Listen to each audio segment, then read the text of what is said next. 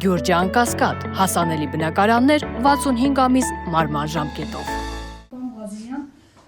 ձեր ներկայացրածին վստահ եմ ծանոթ են նաև Հայաստանի իշխանությունները, շատ լավ ծանոթ են, ամեն դեպքում թիրախ են ընտրել էլեկտրական ցանցերը, արձանագրումները պարզ են, իրենց գործողություններն էլ արդեն նախագծվել են, ասում են նախագիծ կա պատրաստ, այս ընթացքում ձեզ հետ կապի դուրս եկել են, փորձել են ինչ-որ ճշտումներ անել, ինչ-որ հանդիպումներ ունեցել եք, թե չէ, կամ գուցե առաջարկներ հնչել են, եւ ինչ եք պատրաստում անել հենց օրենքի դաշտում ստեղծված իրավիճակում։ Շնորհակալություն հարցի համար, ճիշտ ասած, մի հարցազրույցում սխալվել եմ, նշել եմ կիսագրագետ օրենքի նախագիծ, հիմա սխալս կուղեմ, լինելով իրավաբան համարում եմ անգրագետ օրենքի նախագիծ, չգիտեմ ինչքանով կվիրավորվեն, չեն վիրավորվի, անգամ պատրաստ եմ հիմնավորել, որ ձևաչափով ցանկանամ, ինչ վերաբերում է մեզ հետ կապ հաստատելու, գիտեք, նորմալ չի, եթե մենք պետություն ենք կառուցում, բացարձակ նորմալ չի, այսպիսի մեզ ներդրումը, են էլ մի պա մոռանանք անձին, բայց անձին մոռանալ ցավոք սրտի չի ստացվում, ոչ թե ցավոք սրտի նաև ուրախություն, դա անձ է, որը չգիտեմ, երևի թե վատ բան ասելն է դժվար այդ մարդու մասին, բոլոր տեսակի հնարավոր միջոցներով, այսպես ես անձամբ շփվելով իր հետ, բացարձակ, եթե խոսքը գնացել է պետության, բարեգործության վերաբերյալ, անգամ թիվ չի հարցրել, բայց նորմալ չի, երբ որ այսպիսի գործընթաց է նախաձեռնվում և այն ընկերությունը, որին փորձում են պետականացնել, խլել, ոնց ուզում եք այդ անունը դրեք, յուրաքանչյուր բառ այդտեղ տեղին է, որևիցե ձևով, լավ, առանց փաստաթղթային, ինչ-որ զանգով, եկեք, քննարկենք, հասկանանք, միգուցե չէ, մենք էլ ունենք թերություններ, մենք էլ ունենք խնդիրներ, անսխալական ոչ մարդ կա, ոչ կազմակերպություն կա աշխարհում, բացի Հիսուս Քրիստոսից, չի եղել այդպիսի բան, այստեղ է, այստեղ պրոբլեմ հենց այստեղ է, ինչի չեն այդ մարդիկ կամ այդ մեր իշխանությունները ցանկանում դա քննարկել։ Իմ անձնական կարծիքը ասեմ, որովհետև նախ վախենում եմ, որ այդ քննարկումների արդյունքում իրենք սխալ դուրս կգան, այսինքն այստեղ պետականացնելու խնդիր ընդհանրապես մտածելն անգամ օգտագործել եմ, շատ են, չգիտեմ, ասում են մի օգտագործի, բայց եւս մեկ անգամ կօգտագործեմ, այստեղ խելագարության կանխավարկածի խնդիր կա։ Ինձ հարց տվեց լրագրողը, ասում է, դուք կանխատեսում եք, որ հնարավոր է այսպիսի գործընթաց, ասում ենք, չենք պատրաստվում խելագարության կանխավարկածով առաջնորդվել։ Հիմա չի եղել, ձեր հարցին այսպես մեկ երկար ստացվեց պատասխանը, որևիցե ձևով չի եղել։ Իսկ ինչ եք պատրաստում անել օրենքի շրջանակում այդ հարցները։ Չնայած որ մեր դեմ պայքար է տարվում ոչ օրինաչափ, այսպես ասած առանց կանոնների մարտի ձևաչափով, մենք պատրաստվում ենք հաշվի առնելով, որ մեր ընկերության սեփականատերը պետական ամետ մարդ է, մենք պատրաստվում ենք բոլոր իրավական ճանապարհներով պայքարել այս գործընթացի դեմ։ Եթե անգամ ներպետական այսպես հնարավորությունները սահմանափակ է մեր համար, բնականաբար արդեն մենք հասկանում ենք, բայց այդտեղ արդեն միջազգային կազմակերպություններ, մեր գործընկերների հետ միասին շատ վատ արձագանքներ ենք ստանում մեր միջազգային գործընկերներից, իհարկե չեմ կարող տրամադրել այդպիսի փաստաթղթեր, այո, որ զարմացած են, շատ ապշած են։ Օրինակ ստանում եք։ Ինչ առաջարկներ։ Լավ, երբ որ հարցին հասցնի, բոլոր իրավական ճանապարհներով ունենք ուժեղ իրավաբանական թիմ, մենք ճիշտ ենք, իսկ ճիշտ լինելը դա մարդուն ուժեղացնում է մի քանի անգամ։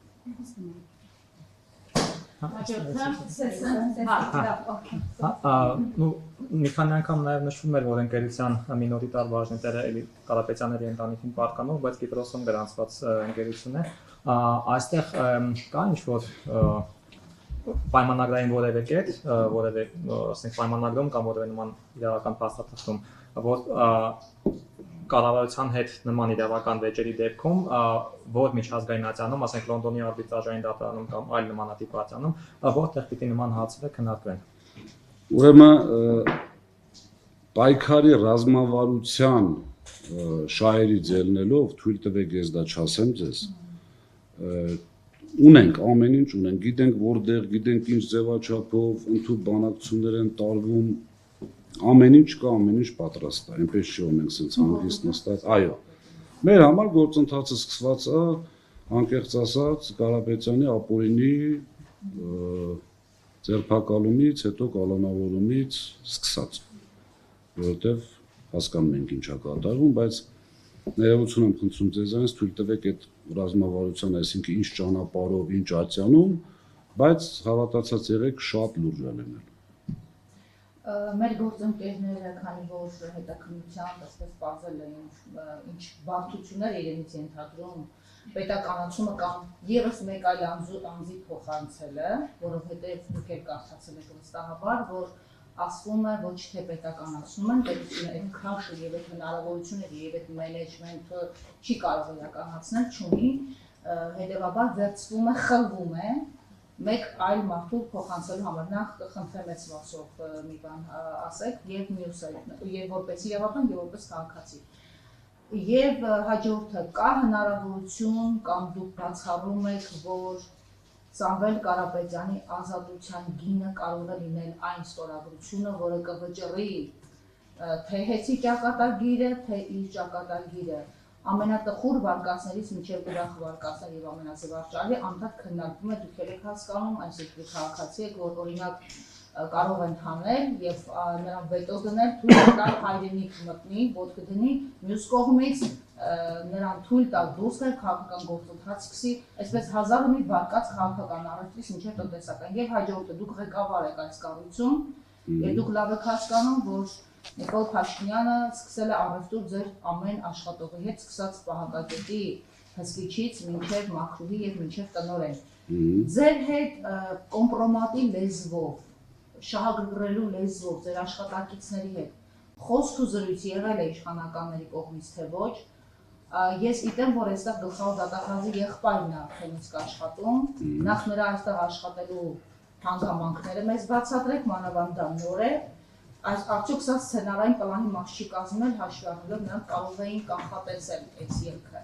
եւ ինչպես եք պատրաստվում պաշտպանել ձեր աշխատակիցներին եւ կոմպրոմատներից եւ հարձակումներից իշխանական եւ գործարքներից որը կարող է ճակատագրական դառնալ այդ իրենց համար Տիկին Բադոյան ցավոք սրտի որպես քաղաքացի կարծիքս հայտնել չեմ կարող ցավոք սրտի որովհետեւ ես ներկայացնում եմ այս պայն հեծը Որպես իրավաբան էլ ձեզ ասեցի չեմ ցանկանում մեր գործողությունների հետ կապված չկարծիք հայտնել որպես հետ գլխավոր տնօրեն եւ մարդ ով ճանաչում է Սամվել Կարապետյանին ձեր ասած վարկածները ու ցանկություններ կարող են լինել այդպես պայմանավորվելու ազատության գին չգիտեմ ինչ Կարապետյանը ճանաչող մարդիկ գիտեն որ հնարավոր չի ոչ թե հնարավոր չի պայմանավորվել, այսպիսի պայմանավորվածություններ հնարավոր չի։ Սա արդեն ասում եմ իմ կարծիքը, որովհետև հաստատապես ինքը դա կարող ասել, բայց ես համոզված եմ, որ դա էլ պնդելու է, այսինքն ինչ-որ գործարքի ազատություն։ Իմ կարծիքով ոչ։ Գործարքի գնալու պարագայում չէր հայտնվել այս վիճակում, այսպես ասեմ դες։ Ինչի պետք է հայտնվել, հետո նոր գնալ գործարքի։ Երկրորդ ինչ վերաբերում աշխատակիցներին Ես չեմ ցանկանում իմ քաղաքական հայտարարություններ մեկնաբանել, նորից եմ կրկնում, ազատ զրույցի պարագայում սիրով կմեկնաբանեմ, չեմ վախենում, չեմ հրաժարվում, ուղղակի հաշվի առնելով, որ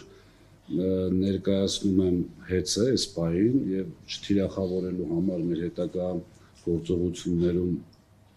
հեծը այդ պատճառով չեմ պատասխանի։ Ինչ վերաբերում է մեր աշխատակիցներից կապված, գիտեք, կոնկրետ փաստեր չունենք։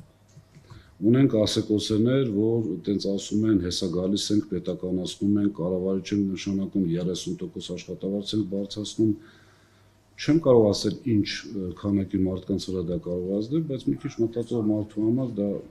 միֆ է։ Այսինքն մի քանի հազար աշխատակցի վրա 6800 աշխատող ունենք մենք, մոտավորապես մինուս պլյուս շատ փոքր թիվ, եւ այդ 6800 աշխատողից չեմ կարծում ինչ որ լուրջ քանակ կհավատա դրան, որովհետև աշխատավարձները 30% բարձրացնելու պարագայում կարծում եմ նորից իմ կարծիքը մոտավորապես 3 միլիոն մարդ կսկսի ավել վճարել, որպեսզի 6800 մարդ ավել փոս տան։ Այսինքն սակագնի խնդիր առաջանալու միանշանակ։ Այստեղ մենք ինչով ենք զսպել սակագինը, շատ կարճ անդրադարձ դրան անեմ, զսպել ենք կորուստների տոկոսի նվազելիությունը, այսինքն կորուստների տոկոսը նվազելու դեպքում գեներացվում է լրացուցիչ ֆինանսական միջոցներ, որի արդյունքում զսպել ենք սակագնի աճը։ 4.8, եթե չեմ սխալվում, դրամ 16 թվականից սկսված թանկացել է հոսանքի սակագինը, որի մեջ հեծի, այսպես ասած, մաս, որպես կտոր 0 դրամ է։ Այսինքն հեծի նախաձեռնությամբ, то есть ինչքան որ թանկացել է հոսանքը, հեծը այդտեղ որևէ բաժին չունի։ Հեծի նախաձեռնությամբ կամ հանձնաժողովի նախաձեռնությամբ, հեծի նախաձեռնությունը երբեք չի եղել սակագին բարձրացնելու 16 թվականից հետո, եւ ինչպես պարոն Կարապետյանն է իր հարցազրույցներում նշելու, այնտեղ անգամ ժամկետ կա, որ չի լինելու, իսկ հանձնաժողովի նախաձեռնությունն էլ չի եղել, բարձրացվել է սակագներ արտադրողի, տեղափոխողի, գիտեք, մեր ժողովուրդը պատկերացնում է, որ այդ իրենք ինչքան որ վճարում են հոսանքի համար, այդ ամբողջը հեծին է։ Հեծինը չի ամբողջը, որովհետև այստեղ ունենք արտադրողներ, ունենք տեղափոխող եւ բաշխող, մենք բաշխողն ենք։ Արտադրող կայան չունի հեծը, այսինքն ինքը վերցնում է, sense կոպիտ ասած ոնց որ վերավաճառը։ Այս պարագայում սակագնի մեջ մտնում են նաեւ այդ նշած արտադրող բաշխող։ Այդ 4.8 դրամը, որ թանկացել է իրենց համար, ոչ մեզ համար։ Ինչ վերաբերում է ձեր ասած գլխավոր դատախազի եղբորը, գիտեք, այդտեղ 6800 հոգանոց կոլեկտիվում շատ մարդ կարող է լինել։ Մենք աշխատանքի չենք ընդունում որպես գլխավոր դատախազի եղբայր կամ ինչ-որ մեկի որդի կամ ինչ-որ մեկի, չգիտեմ։ Կադրային մեր քաղաքականությունը տարվում է պրոֆեսիոնալիզմից ելնելով։ Այսինքն, եթե մարդ ինչ-որ բան կարողանում է անել, ինքը մեզ պետք է։ Հիմա Իսկ ինձ սկզբանը չեք իմացել, զգուշացել որպես մասնագետ եք դրան ուզում, եթե չեմ սխալվում, Չէ։ Գիտեք, ոչ թե չենք իմացել, որ ինքը գլխավոր դատախազի եղբայրն է։ Իհարկե իմացել ենք, այդտեղ գաղտնի բան չկա։ Ասածից իմաստը հետևյալն է, Կարապետյան Սամվելի կադրային քաղաքականության մեջ երբեք չի եղել, որ այս մարդնա չի կարելի կամ այս մարդնա պետք է առավելություն ունենա։ Երբեք։ Աշխատի, նորմալ կաշխատի մեզ հետ, չի աշխատի, անկախ նրանից իրով լինելը ինքը կազատվի։ Քաղաքականությունը այսպեսին, հավատացի։